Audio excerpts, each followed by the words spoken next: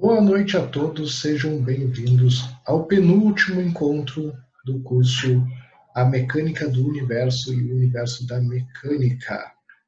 Tem muita coisa que a gente gostaria de cobrir neste assunto, mas não dá para cobrir todos os tópicos, né? Nossas aulas estão retornando e a gente precisa dar conta de todo o trabalho que tem pela frente, né? Mas lá no final a gente vai fazer um levantamento com vocês e tudo mais. A gente pode seguir, nossas ideias são de fazer uma nova edição da Mecânica do Universo com mais tópicos, né, uma sequência desse, ou então abordar outros tópicos, como por exemplo a termodinâmica do universo, ou então o eletromagnetismo no universo, né, seguindo com a ideia de fazer uma relação entre os conhecimentos básicos de física e tudo que temos no universo. Um exemplo de tópico que a gente não vai estar cobrindo agora são as marés oceânicas que acontecem por todo o universo. São elas que agitam a lua Io de Júpiter e fazem a lua Io ter centenas de vulcões ativos na sua superfície, ela que destroça estrelas que passam perto de buracos negros e por aí vai. Mas este não é o tópico de hoje. Hoje a gente vai seguir. Vamos colocar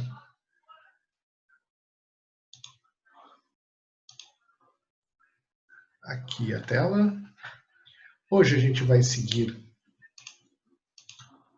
com o nosso curso falando sobre conservação de momento no espaço. Então, o que nós temos para falar hoje aqui? Primeiro, quando a gente está falando de leis da natureza, quando a gente está falando da física, a gente precisa ter a noção de que algumas das coisas mais importantes que a gente tem na natureza são simetrias e leis de conservação. E isso é um pouco o que a gente vai falar hoje. Tá? Uma dessas leis de conservação é a conservação da quantidade de movimento ou momento linear. Então, são muitas as leis e muitas das leis de conservação e as simetrias que governam o nosso universo, e é uma delas que a gente vai estudar hoje aqui. O que é o momento ou a quantidade de movimento? Está representado aqui por essa letra P, e ela é igual à massa de um corpo vezes a velocidade desse corpo. A essa quantidade, a gente dá o nome de quantidade de movimento ou momento linear. Quando a gente fala aquela famosa lei força igual a massa vezes aceleração, na verdade, a gente está reduzindo uma lei um pouquinho mais complexa, que é a força igual à variação dessa quantidade de movimento. Quando a gente pega essa quantidade de movimento e faz ela com a massa constante, ou seja, a massa não vai mudar ao longo do movimento, né? Quando tem um carro andando pela estrada, a massa do carro não muda ao longo do movimento. Então a única coisa que varia é a velocidade. E a variação da velocidade com o tempo é a aceleração. Então, a variação do momento seria igual a massa vezes a aceleração, e a isso a gente dá o nome de força. Quando a gente está falando de variação da quantidade de movimento com o tempo, e a massa também varia, um bom exemplo é um foguete. Um foguete que está subindo, e a massa dele vai variar porque ele vai queimar esse combustível na subida. Mas o que acontece se essa força é zero? Se essa força é zero, acontece uma coisa muito simples. A quantidade de movimento não varia. Ela também é igual a zero. E aí a gente tem a conservação da quantidade de movimento. Afinal de contas, ela não está variando. Então, a quantidade de movimento inicial vai ser igual à quantidade de movimento final. A quantidade de movimento que eu tinha no início de uma trajetória vai ser igual àquela que eu tenho no final da trajetória, desde que não tenha nenhuma força externa atuando sobre esse sistema. Claro que a gente está enxugando bastante a história aqui, mas o nosso objetivo aqui no curso é ver como que isso tudo vai se aplicar lá no espaço. Então, eu falei para vocês, um foguete vai ter sua massa variando. O que acontece com o foguete?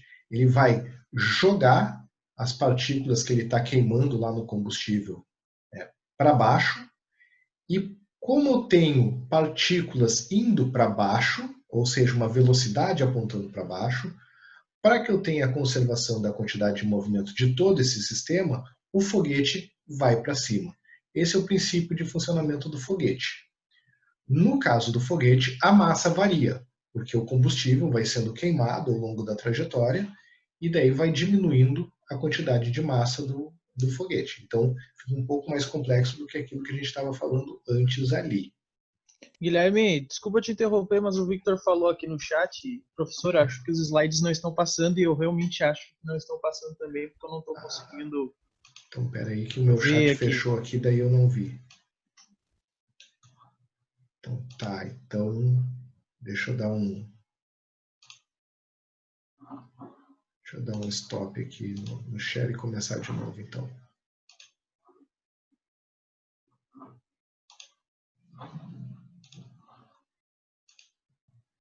Parou no primeiro, então?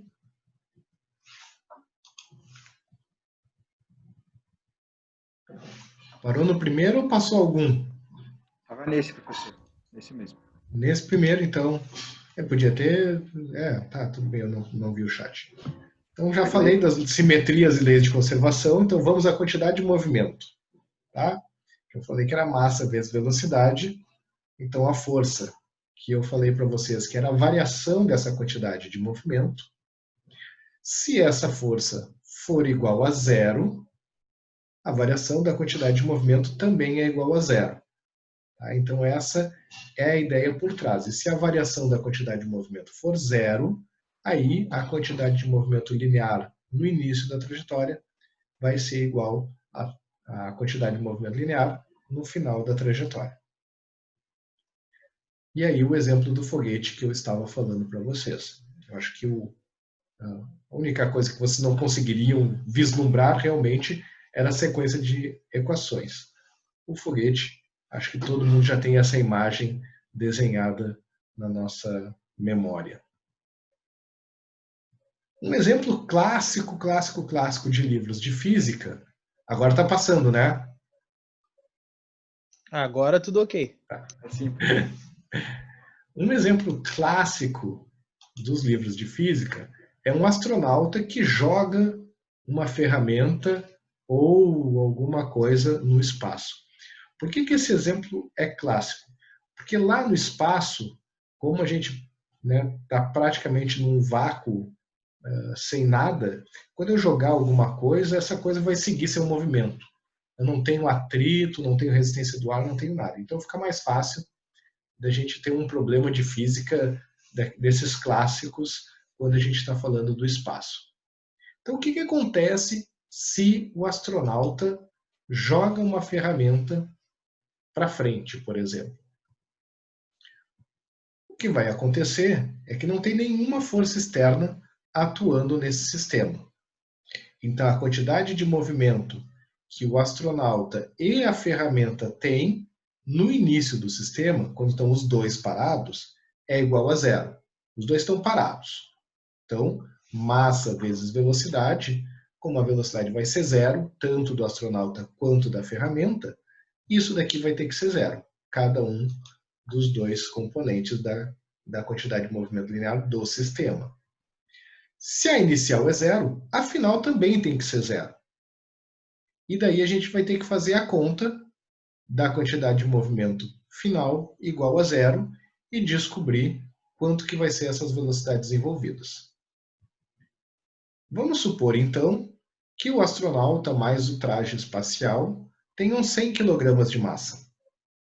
E a massa da ferramenta seja de 100 gramas, ou seja, coloquei ali 0,1 kg. e que eu tenha jogado essa ferramenta com uma velocidade de 10 metros por segundo. Então, qual vai ser o valor da velocidade do astronauta na resposta desse sistema? Um tempinho para vocês responderem aí? Não tem quiz, meus quiz bugaram hoje. Então, respondam aí para mim, por favor. Façam as continhas. Me digam qual vai ser a velocidade.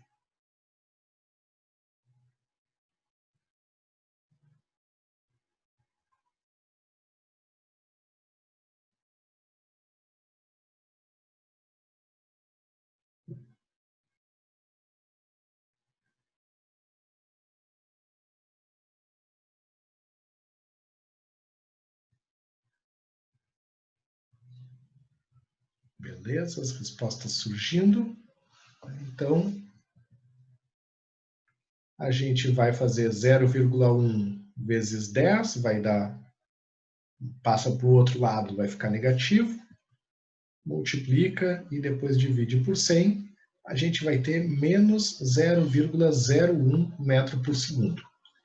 O menos significa que a ferramenta está indo, por exemplo, para a direita do observador e o astronauta vai ir para a esquerda. Um vai ir para um lado, o outro vai para o lado oposto. É o que esse sinal negativo está dizendo. Como o astronauta tem uma massa muito maior do que a ferramenta, o que acontece é que, para ter a conservação da quantidade de movimento, a velocidade do astronauta, além de ser negativa, vai ter que ser bem pequena. É isso que está acontecendo aqui, então. E daí, eu vou passar um trechinho do filme Perdido em Marte para vocês assistirem aqui. Mark report. On my way, Commander.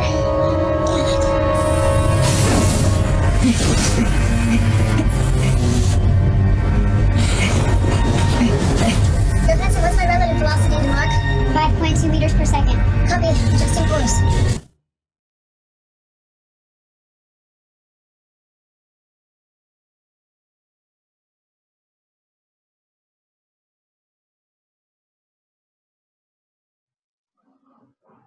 Bom, esse é o trecho do filme em que ele decide que vai voar como Homem de Ferro, para ele poder voltar para a nave, como a nave está passando muito distante do módulo em que ele está, ele decide que vai vai se dirigir para a nave, voando como Homem de Ferro. Para isso, ele abre um furo no traje, e o que acontece é que o ar dentro do traje vai ser expelido pelo furo que ele acabou de fazer, e o ar indo em uma direção, ele vai ser impulsionado na outra direção. Então, a pergunta que tinha bugado e eu inseri agora a mão, claro que eu inseri ela bem mais curta do que estava antes, é possível isso? É possível ele fazer essa viagem do módulo em que ele se encontrava, furando a luva do traje dele e indo até a nave que foi resgatá-lo?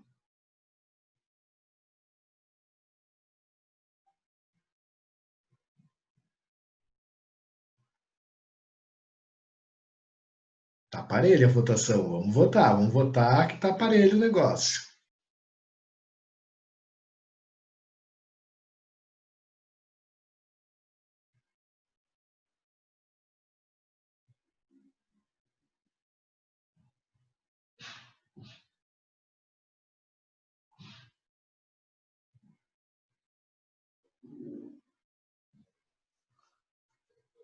Falta alguns ainda para votar aí.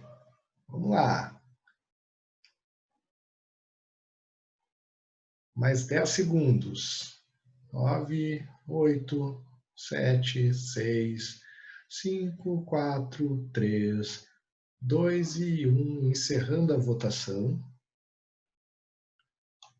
Um pouquinho mais da metade disse que sim, que é possível. E um pouquinho menos da metade diz que não é possível. Vamos tentar entender o que precisa para ser possível. No filme, ele, no momento do filme, diz que ele está viajando com uma velocidade de 5,2 metros por segundo. Ele está se aproximando da nave com essa velocidade.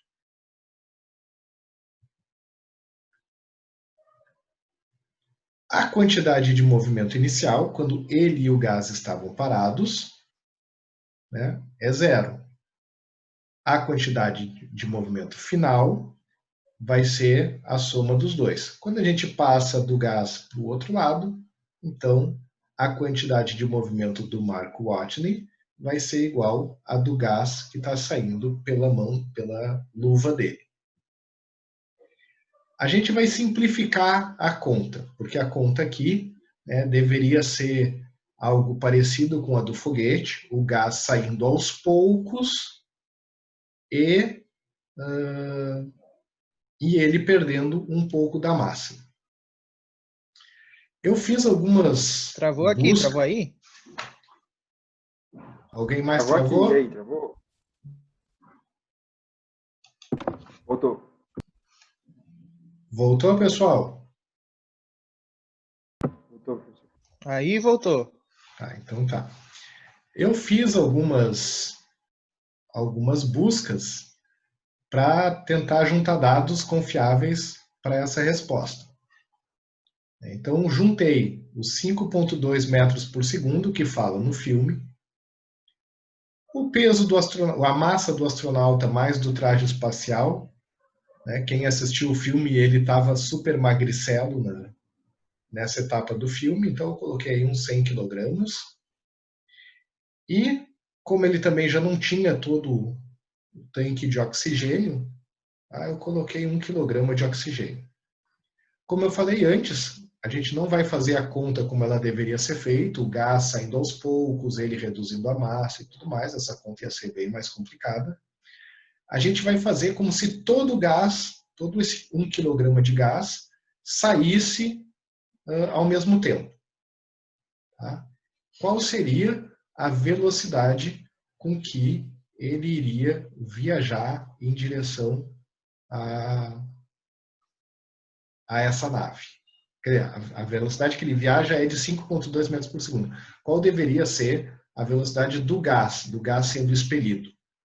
Tá? Então, não tem muita conta para fazer aqui, porque eu já usei alguns números meio arredondados. Então, a gente fica que o gás tem que estar saindo pela luva com 520 metros por segundo de velocidade. Não achei muitas informações sobre a pressão que o gás está dentro do traje. Tá?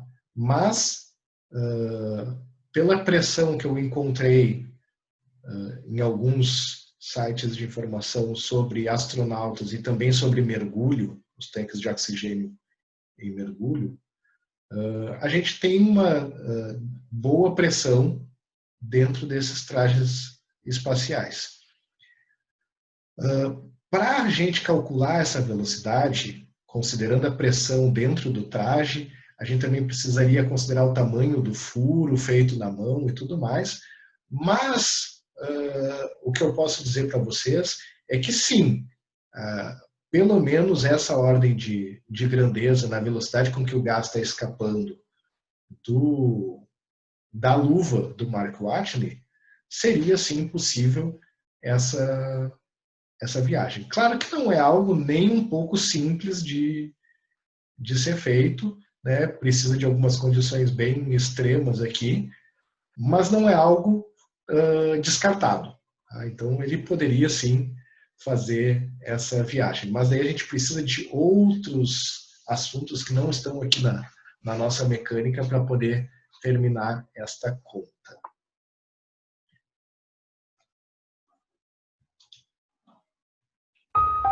Aí está a nebulosa do Caranguejo.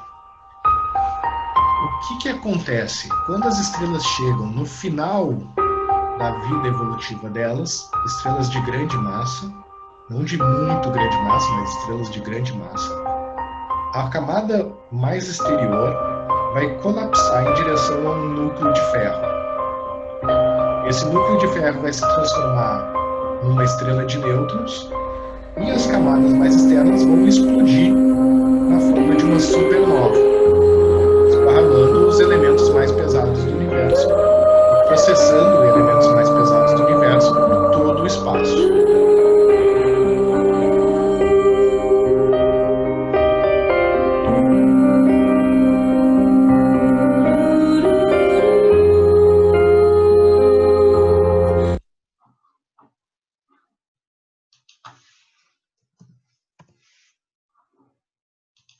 Como tá aí? Travou de novo?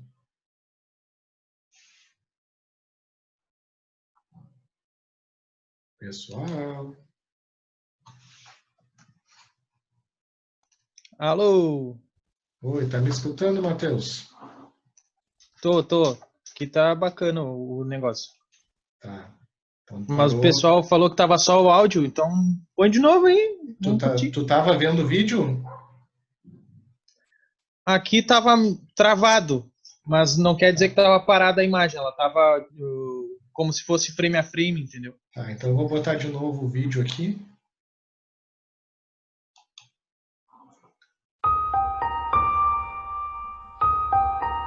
Vocês estão vendo o vídeo agora?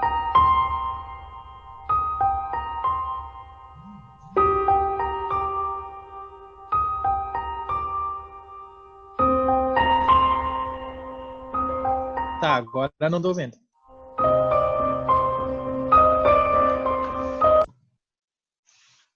Então passei.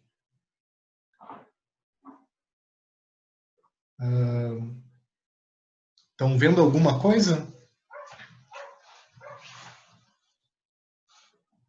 Professor, aqui tá passando o vídeo normal. Não, agora parei o vídeo, agora tá uma imagem parada.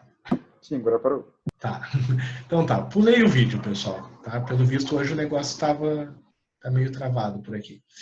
Mas enfim, então, o que acontece com estrelas com uma massa considerável, aí alguma coisa entre 8 e 20 vezes a massa do Sol, ela forma um núcleo de ferro e ela não tem mais energia numa etapa da vida dela, para segurar as camadas mais externas da estrela. Então elas caem, e elas caem em direção ao núcleo dessa estrela.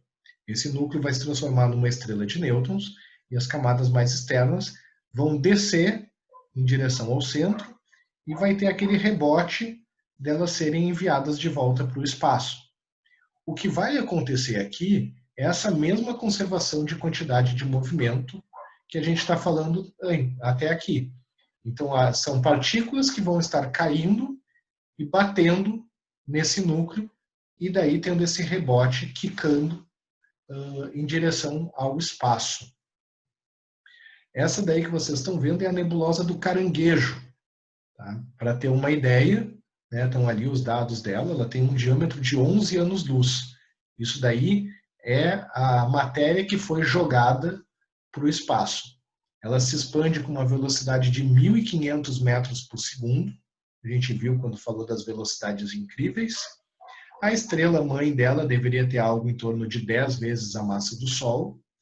E a estrela de nêutrons, ou pulsar, que está ali no centro não mais, né, mas deve ter uma massa entre 1,4 e 2 vezes a massa do Sol. Essa estrela, apesar de ter uma massa similar à massa do Sol, o raio dela é alguma coisa entre 12 e 14 quilômetros, né? O tamanho de uma cidade. E daí acontece esse rebote. Se essa queda da matéria na estrela for perfeitamente simétrica, né? Porque a gente tem uma força gravitacional que só depende do raio, então, se ela for perfeitamente simétrica, a estrela de nêutrons tem que ficar parada no mesmo lugar. Porque vai cair toda a matéria em direção a ela, a gente pode pensar que vai ter uma vindo da direita, uma da esquerda, uma de cima, uma de baixo, uma da frente, uma de trás. Então, se cair perfeitamente simétrico, a estrela fica parada ali no meio. E a questão é que uma pequena fração de assimetria nessa queda do material vai simplesmente jogar a estrela de nêutrons muito longe do centro dessa explosão. Então, quando a gente procura estrelas de nêutrons nessas nebulosas, às vezes a gente encontra elas muito longe do centro de onde aconteceu a explosão da supernova, porque uma fração menor que 1% de assimetria nessa queda do material vai jogar ela com velocidades gigantescas para o universo. Porque a gente está falando de uma estrela-mãe com 10 vezes a massa do Sol e uma estrela resultante da ordem de 1 a 2 vezes a massa do Sol. Não tem vídeo, tá só uma imagem. Vocês estão vendo uma imagem parada? Tá tudo preto, então vamos parar aqui. Stop share. Vamos ver.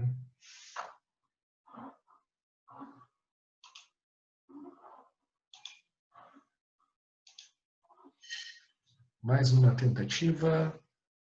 Última tentativa. Estão vendo a imagem? Sim ou não? Ixi, não. Foi. Foi, tá. Vocês escutaram o que eu estava falando, pelo menos? Então tá. Então eu vou tentar voltar só para vocês verem o vídeo. Vamos torcer para ver o vídeo. E daí vocês me avisem se estão vendo o vídeo ou não. Tá rodando o vídeo. Por enquanto ele está quase tudo preto. Estão vendo sim ou não?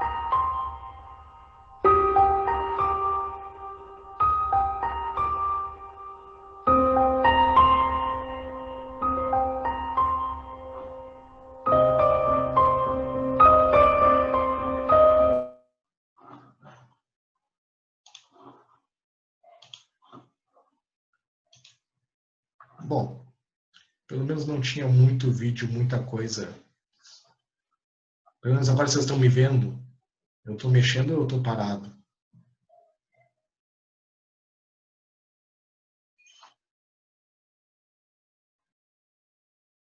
Xiii.